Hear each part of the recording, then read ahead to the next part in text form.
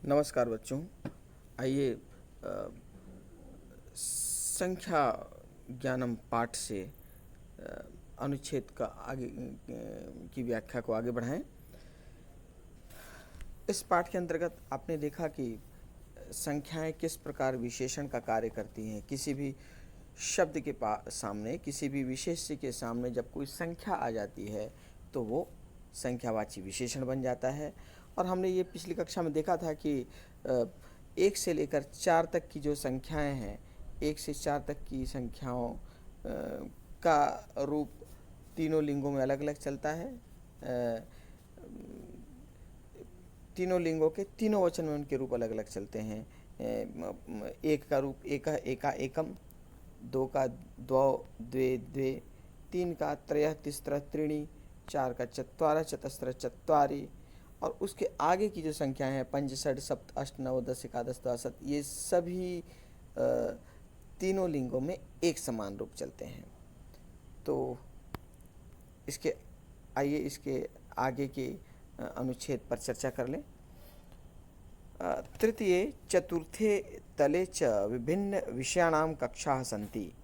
तृतीये चतुर्थे तले च, तृतीय चतुर्थे तीसरे और चौथे माले पर, तीसरे और चौथे फ्लोर पर विभिन्न विषयाणां कक्षाः सन्ति। विभिन्न विषयाणां, विभिन्न अलग अलग विषयों की कक्षाः सन्ति, कक्षाएं हैं। तीसरे और चौथे माले पर विभिन्न विषयों की कक्षाएं हैं। छात्राः अत्र पठन्ति। छात्राः, छात्र, अत्र पठन्ति, यहाँ पढ़ते हैं। छात्र यहाँ पढ़ते हैं। विद्यालये 9 संगीतस्य, 10 वाणिज्यस्य, 11 विज्ञानस्य, 12 च कलायाः अध्यापकाः सन्ति। विद्यालय में 9 संगीतस्य, 9 संगीत के, 10 वाणिज्यस्य, 10 कॉमर्स के, 11 विज्ञानस्य, 11 विज्ञान के, 12 च कलायाः अध्यापकाः सन्ति, और 12 आर्ट के अध्यापक हैं, और 12 कला के अध्यापक हैं। अत्र एकम सुंदरम उद्यानम अपि अस्ति। अत्र यहाँ एकम सुंदरम उद्यानम, एक सुंदर बगीचा, अपि अस्ति, भी है। यहाँ हम देख रहे हैं कि विशेषण का प्रयोग है। यहाँ पे उद्यान विशेष्य है, जिसका विशेषण यहाँ पे एकम और सुंदरम दोनों उसका विशेषण है। तो उद्यान नपुंसक लिंग का रूप है, तो उद्यान का उद्यानम हुआ, तो उसकी विशेषता जो है वो एक भी नपुंसक लिंग में आया और सुंदर भी नपुंसक लिंग में आया, क्योंकि उद्यान नपुंसक लिंग है। तो जैसा विशेष्य होता है वैसे ही उसका विशेषण भी होता है। तो अत्र एकम सुंदरम उद्यानम अपि अस्ति, यहाँ एक सुंदर बगीचा भी है। त्रयोदश वट वृक्षाः, त्रयोदश माने 13, 13 बरगद के पेड़, वट मतलब बरगद, 13 बरगद के पेड़। चतुर्दश आम वृक्षाः, 14 आम के पेड़। पंचदश जम्बू वृक्षाः, 15 जामुन के पेड़। षोडश च पुष्प वृक्षाः, और 16 फूल के पेड़। अस्य शोभां वर्धयन्ति, अस्य माने इसकी, शोभा माने सुंदरता को, वर्धयन्ति माने बढ़ाते हैं, इसकी सुंदरता को बढ़ाते हैं। 13 बरगद के पेड़, 14 आम के पेड़, 15 जामुन के पेड़, और 16 फूल के पेड़ इसकी सुंदरता को बढ़ाते हैं। मतलब किसकी सुंदरता को? उद्यान की सुंदरता को। आगे, मम विद्यालये एकः चिकित्सालयः अपि अस्ति। मम विद्यालये, मेरे विद्यालय में, एक चिकित्सालयः, एक हॉस्पिटल, एक अस्पताल, अपि अस्ति भी है। अब यहाँ पे देखिए विशेष है चिकित्सालय और विशेषण उसका एक है। चिकित्सालय चूँकि पुल्लिंग में है, इस पुल्लिंग के एक वचन में, इसलिए एक का रूप भी पुल्लिंग में आया है। तो विद्यालये एकः चिकित्सालयः अपि अस्ति, विद्यालय में एक अस्पताल भी है। यत्र सप्तदश पर्यंकाः, यत्र माने जहाँ, सप्तदश मतलब 17, पर्यंक का अर्थ होता है पलंग, बेड। जहाँ 17 बेड, जहाँ पर 17 पलंग, सप्तदश माने 17, जहाँ 17 पलंग रुग्णानां छात्राणां कृते सन्ति। रुग्णानां छात्राणां माने बीमार छात्रों के लिए। यहाँ पे छात्राणां षष्ठी का बहुवचन है, छात्रस्य छात्रयो छात्राणां, इसलिए उसका विशेषण भी षष्ठी के बहुवचन में आया। तो षष्ठी का विशेषण रुग्णस्य रुग्णयो रुग्णानां, जैसे छात्रस्य छात्रयो छात्राणां, तो रुग्णस्य रुग्णयो रुग्णानां, और छात्राणां विशेष्य है और रुग्णानां उसका विशेषण है। तो यहाँ वाक्य है यत्र सप्तदश पर्यंकाः, जहाँ 17 पलंग बीमार छात्रों के लिए सन्ति मने हैं। कृत्य का अर्थ होता है के लिए। तो जहाँ पर 17 पलंग बीमार छात्रों के लिए हैं। अष्टादश सोपानानि छात्राणाम आवागमने सहायकाः भवन्ति। सोपान, सोपान माने सीढ़ियाँ, सोपान नपुंसकलिंग है, तो अष्टादश उसका विशेषण हुआ, क्योंकि कोई संख्या जब सामने आए तो विशेषण हो जाता है। तो सोपानानि का विशेषण अष्टादश, लेकिन चूँकि 5 और उसके आगे की संख्याओं का रूप एक समान चलता है, इसलिए नपुंसक का रूप भी वैसे ही है जैसा अष्टादश पुल्लिंग या स्त्रीलिंग में होता। तो अष्टादश सोपानानि 18 सीढ़ियाँ छात्राणाम छात्रों के आवागमने आने जाने में सहायका भवन्ति सहायक होते हैं। 18 सीढ़ियाँ छात्रों के आने जाने में सहायक होती हैं।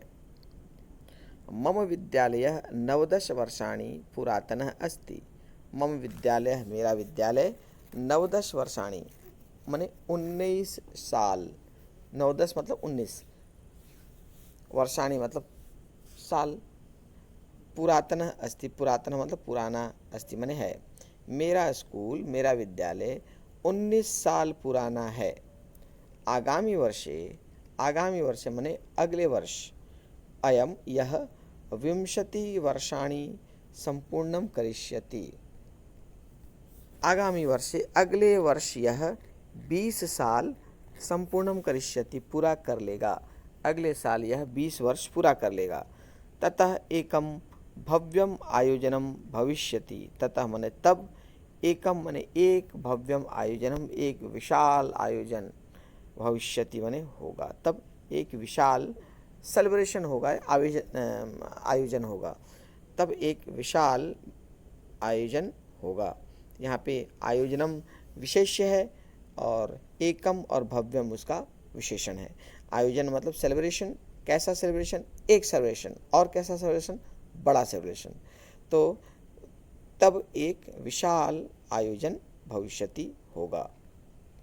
तो इस पाठ में हमने देखा कि जो संख्याएं हैं, संख्याएं विशेषण का कार्य करती हैं, और ये संख्याएं जब विशेष के पहले लग जाती हैं तो विशेषण बन जाती हैं, और 1 से लेकर 4 तक की संख्याओं का रूप तीनों लिंगों में चलता है अलग अलग, और 4 से आगे अर्थात 5 तथा उसके आगे की संख्याएं तीनों लिंगों में एक समान चलती हैं, लेकिन द्वितीया से लेकर सप्तमी विभक्ति का जो विशेष्य होगा, विशेषण भी उसका वैसा ही होगा संख्या के साथ।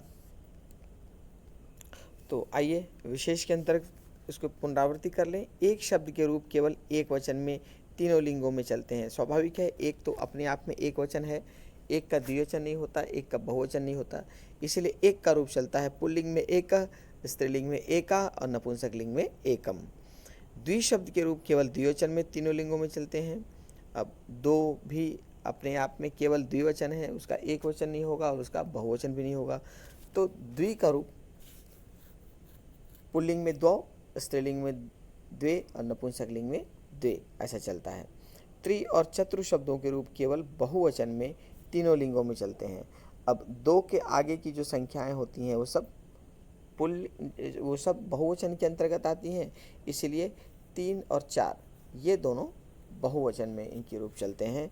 और 3 का रूप पुल्लिंग में त्रयः, स्त्रीलिंग में तिस्रः, नपुंसक लिंग में त्रीणि, और 4 का रूप पुल्लिंग में चत्वारः, स्त्रीलिंग में चतस्रः, नपुंसक लिंग में चत्वारि, इस प्रकार चलते हैं और तीनों बहुवचन में ही रूप चलेंगे।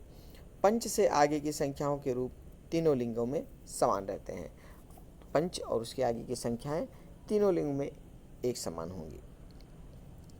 आइए अब आगे बढ़ें अभ्यास प्रश्न की ओर। प्रश्न है विकल्पेभ्य शुद्धाम संख्याम चित्वा रिक्तस्थानि पूरयत। विकल्पेभ्य माने विकल्पों से शुद्ध संख्या को चुनकर रिक्त स्थान की पूर्ति कीजिए। तो यहाँ पर प्रश्न है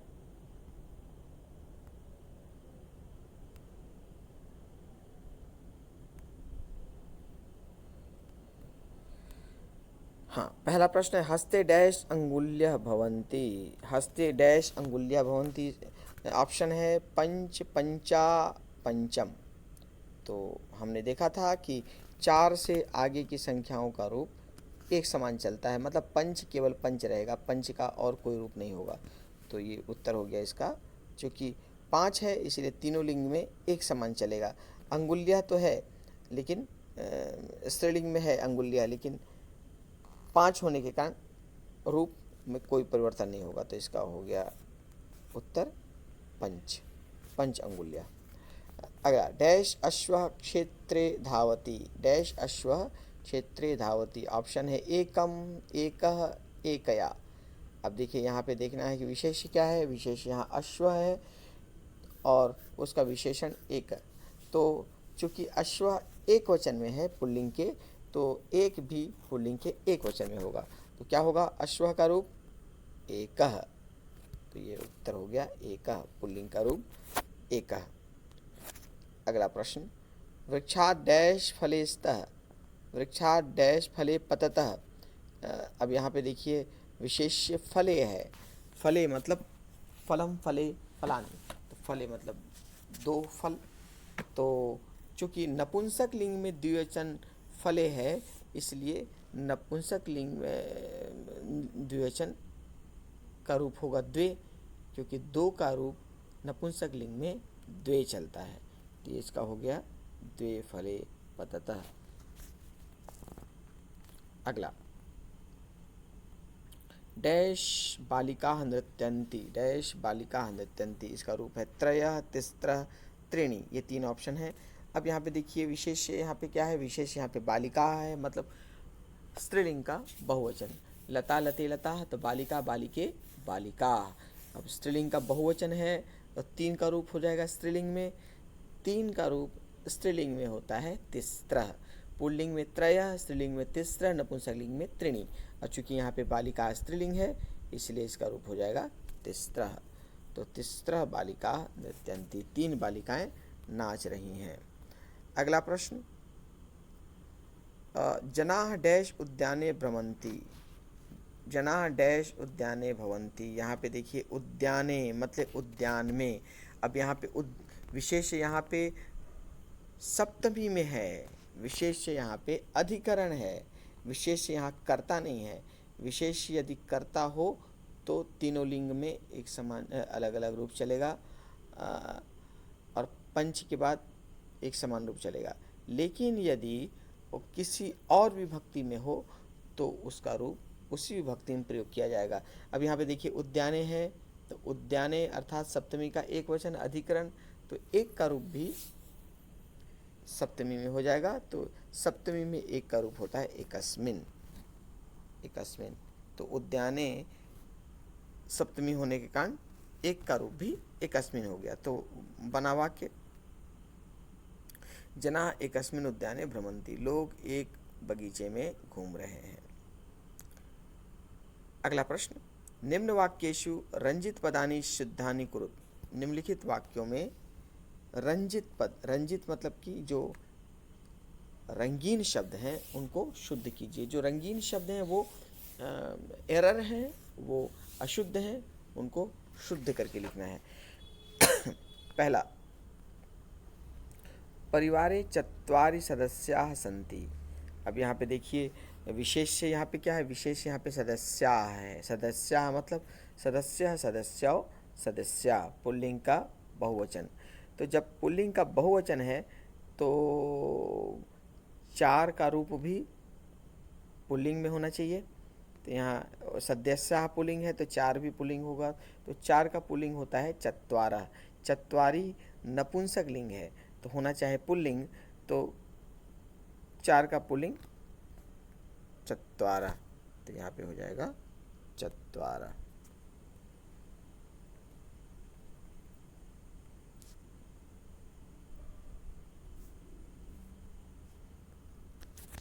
चत्वारः सदस्याः सन्ति।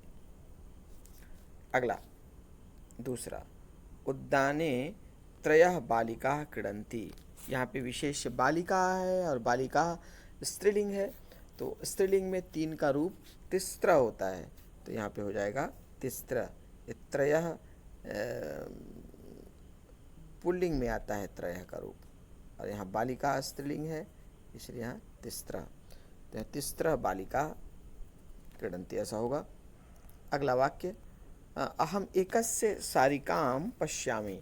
अहम एकस्य सारिकां पश्यामि, तो यहाँ पे सारिकाम है तो सारिकाम मतलब द्वितीय का एक वचन, सारिका सारिके सारिकाम, तो एक का रूप भी द्वितीय के एक वचन में होगा स्त्रीलिंग में, तो सारिकाम तो एक का एकाम स्त्रीलिंग में, तो एकाम सारिकाम पश्यामि, ये हो जाएगा एकाम।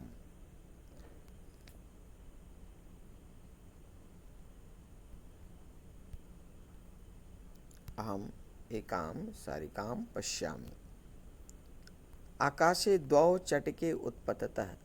द्वौ चटके, यहाँ पे चटके मतलब स्त्रीलिंग का द्विवचन है। चटका चटके चटका, लता लेते लेता, चटका चटके चटका, तो विशेष स्त्रीलिंग में है तो विशेषण भी स्त्रीलिंग में, संख्या भी स्त्रीलिंग में होगी, तो यहाँ पे द्वौ की जगह द्वे होना चाहिए क्योंकि द्वौ रूप पुल्लिंग में होता है, तो यहाँ पे हो जाएगा द्वे।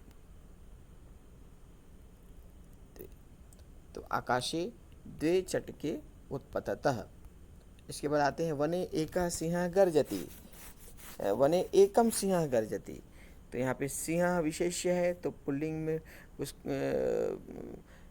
पुल्लिंग में रूप है सिंह, तो एक भी पुल्लिंग में होगा, तो पुल्लिंग में एक का रूप होता है एकः, तो वने एकः सिंहः गर्जति।